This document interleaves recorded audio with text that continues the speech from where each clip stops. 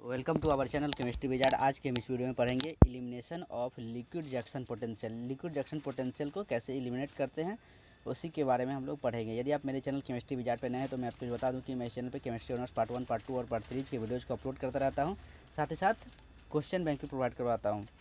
तो please channel को subscribe जरूर कर दीजिए और अपने फ्रेंड्स ग्रुप में शेयर जरूर कर दीजिए ताकि आपके एक प्रयास से बहुत सारे लोगों का हेल्प हो सकता है। तो देखिए, elimination of liquid junction potential. It is not possible to measure exact EMF of cell if liquid junction present in it. Therefore, it is essential to eliminate it. The most conventional method to eliminate the liquid junction potential is employed to salt bridge. Salt bridge. It is a low resistance device which establishes an electrical contact between two electrolytes that are not in direct contact. तो कहता है कि salt bridge क्या होता है, तो यह एक लो रेसिस्टेंट डिवाइस होता है जो इलेक्ट्रिकल कांटेक्ट के बीच में रखा जाता है, दो इलेक्ट्रोलाइट के बीच में, है ना।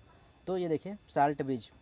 साल्ट ब्रिज अब क्या है, साल्ट ब्रिज के बारे में जानेंगे। देखिए साल्ट ब्रिज क्या है। Salt bridge is generally you tube made of glass and filled with a saturated solution of KCl, KNO3 and NH4NO3 in agar-agar dispersion. The reason KCl, KNO3 and NH4NO3 are used to prepare salt bridge is that for this salt the transport number of cation and anion are almost same, that is 0.5।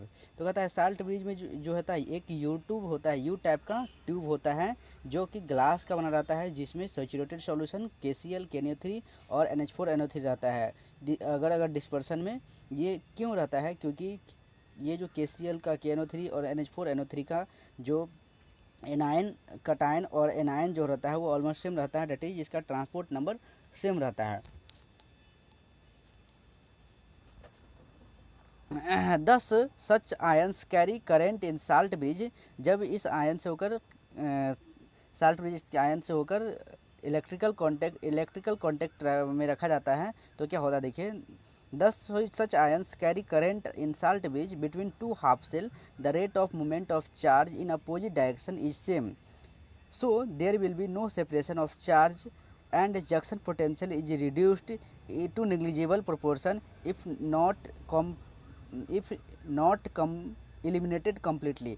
कहता है जब इस ion से होकर current को पास किया जाता है साल्ट ब्रिज से होकर के, तो इसका रेट ऑफ मोमेंट जो होता है घूमने का, वह चार्ज का वो अपोजिट रहता है, अपोजिट डायरेक्शन में सेम हो जाता है। तो इसका कोई सेपरेशन जो होता है चार्ज का वो नहीं हो पाता है, एंड जंक्शन जो होता है वो रिड्यूस्ड यानी कम होता जाता है इसमें, है ना, जब तक कि इसका पूरा लिक्विड जंक्शन पोटेंशियल एलिमिनेट नहीं हो जाता है। तो हम जाने ये elimination of liquid junction potential, right.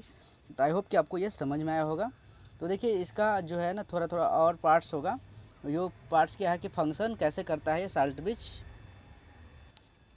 The function of salt bridge, as electron leave one half cell and follow to the two half cell, if no salt bridge is used, this change difference would prevent further flow of electron. Salt bridge allows the flow of ions to maintain a balance of charge between the electrolytes in two half cell while keeping them separate. With the charge difference balanced, the electrons can follow once again and oxidation reaction can proceed. So salt bridge keep the two half cells separate but still maintain the electrical contact between two half cell, prevent development of liquid junction potential, prevent diffusions of ions। कहता है कि ये salt bridge जो होता है वो जिसमें एक हाफ सेल से दूसरे हाफ सेल में जब ये इलेक्ट्रॉन ट्रांसफ़र होता है तो चार्ज डिफरेंस जो होता है वो रोकता है इलेक्ट्रॉन के फॉलो को, है ना, इलेक्ट्रॉन के फॉलो को, जिससे क्या होता है कि जिससे सेपरेट जो होता है ये चार्ज डिफरेंस जो होता है सेपरेट जो रहता है वो बैलेंस्ड हो जाता है,